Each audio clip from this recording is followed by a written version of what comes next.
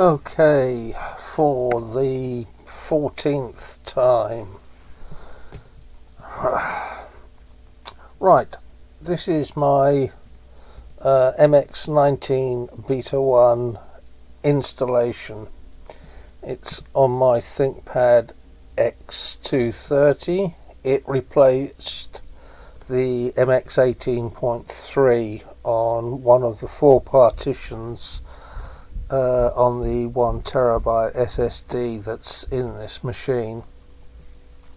The other partitions have Debian Buster, EndeavourOS and Sparky 6 semi-rolling, which is also using the Buster repositories. Now that's out of the way. I've replaced the default MX19 wallpaper with one I like from Wallpapers Craft. I like the spacey type themes.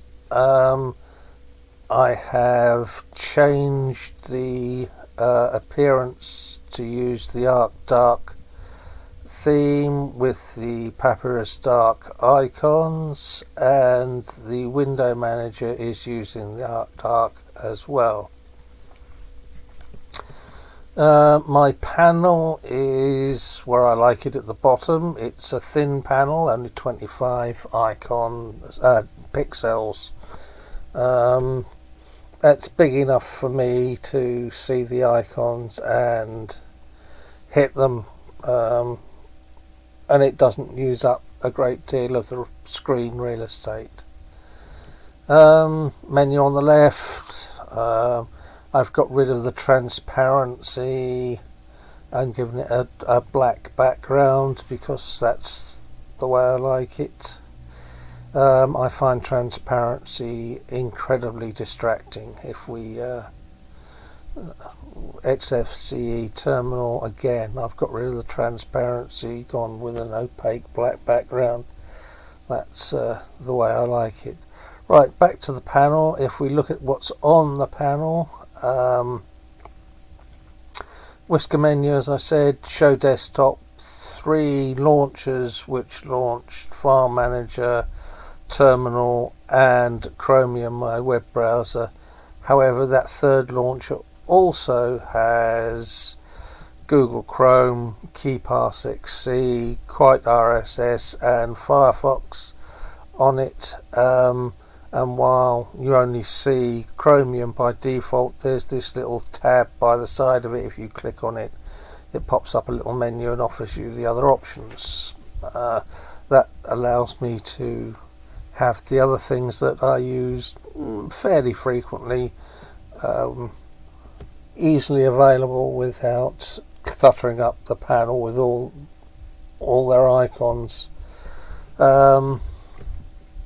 Windows button, the separator to move everything else to the right, workspace switcher. I have by default 4 workspaces that I use to separate out tasks that are going on simultaneously. Audio plugin, Power Manager plugin, notification area. I prefer the Orage panel clock to the one that came as default this time. I have it configured for 2 lines, time and date. It's big enough for me to read, but being a retired person these days, I forget what day it is sometimes, never mind what time it is. And then at the end, of course, the action buttons, which if you gives you all the options with just the one button.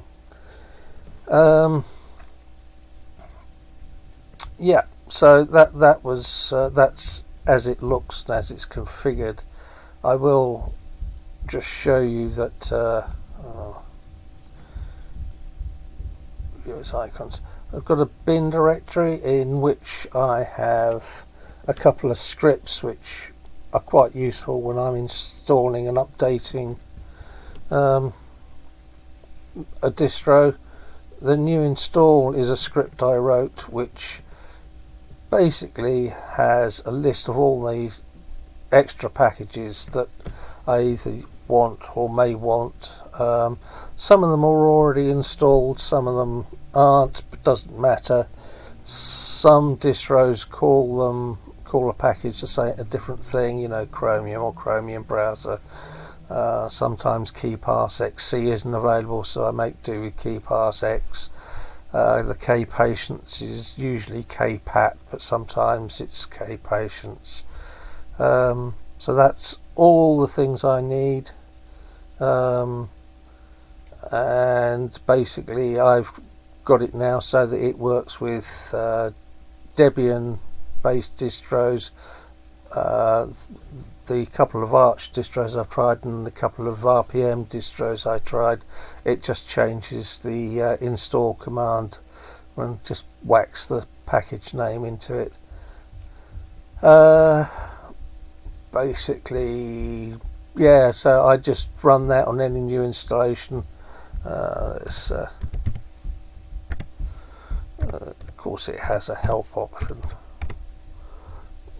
just quick help like that, but let's say we'll tell it we're going to do. It won't take long because everything's already installed, so it'll just say it's already installed, no need to update anything. The ones that fail will be highlighted in red. Those are things that aren't available in the repositories. You can check those out. The other script that I've got is my backup or DUP, Debian backup script. All this does is, well, it's got a help and a version and blah blah blah, but basically what it does is it runs sudo apt update, and if that succeeds it runs sudo apt dist upgrade and automatically replies yes to anything it asks for. And if that succeeds, it does sudo apt auto remove, auto saying yes to remove all the scraggly bits that you don't need once something's installed. And so at the start of every day, or whenever I want to do an update, I just do dupt, and it basically goes away and yeah, does it. I enjoyed mucking about, adding some colour to it, so yeah, that's it. I've got various other scripts. I've got one here, DDUSB,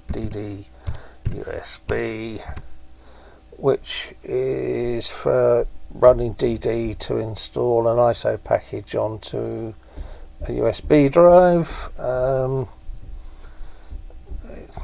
Basically it saves me having to remember all these silly parameters and formatting and whatever, so I just say DD USB file name of the ISO and it goes and does it. You can add, if you want to, if you've got a couple of USBs plugged in, you can specify the USB drive it will use, but you know, that's not the usual case. Other scripts, well, yeah, none of them are terribly exciting, so they're just me twiddling about trying to remember how to write bash scripts after 10 years of not writing bash scripts. So yeah, that's it. MX19, I installed it over the top of the MX18 that was already there, telling it to leave the home directory alone. That saved me having to go through the bother of all the configuration for Chromium and Chrome, Firefox, blah blah blah, and the other applications. All my configuration options remained the same. I wouldn't have lost anything if the later versions had change the configuration requirements, because you just start again and do them again, but it saved time. So there it is, boring. This is the first time hopefully I've successfully used Simple Screen Recorder to make something. It now remains to be seen if I can upload it to YouTube. Bye for now.